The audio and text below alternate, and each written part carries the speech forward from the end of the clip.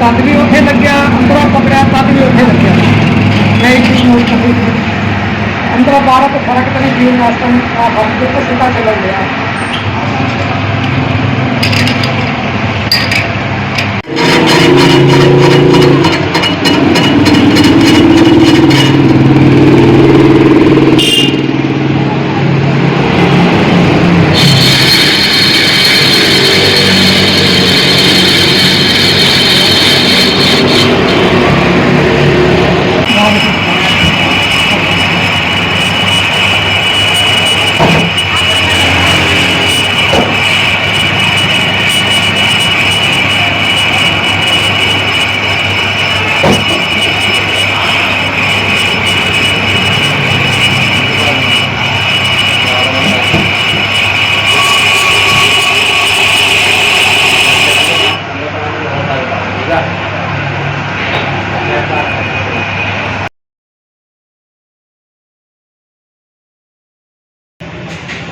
ये क्यों निकाल रहे हो इंजन बाहर, इसका क्या हुआ?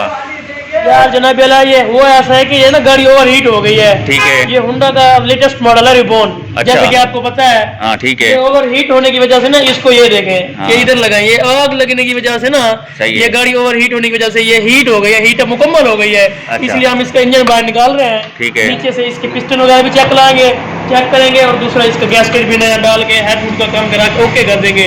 अगर ओके हो गई तो, नहीं तो इसका इंजन चेंज कर देंगे।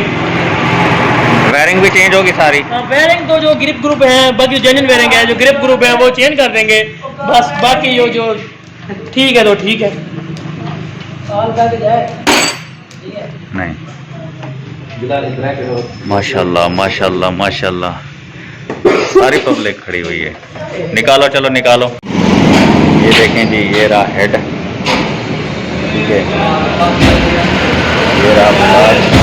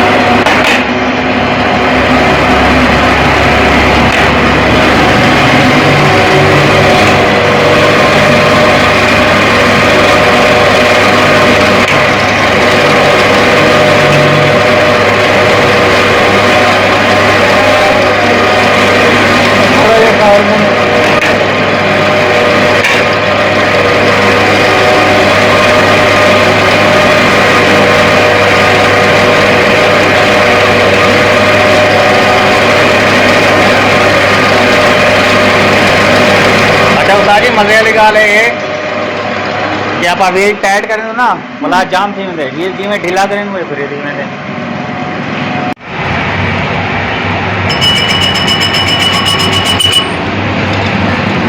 बाहरों पकड़िया तद भी उत्थे लग्या, अंदरों पकड़िया तद भी उत्थे लग्या। मैं एक चीज नोट कर रही थी, अंदरों बाहर तो फर्क तो नहीं जीवन वास्तव में फर्क तो सीधा चल गया।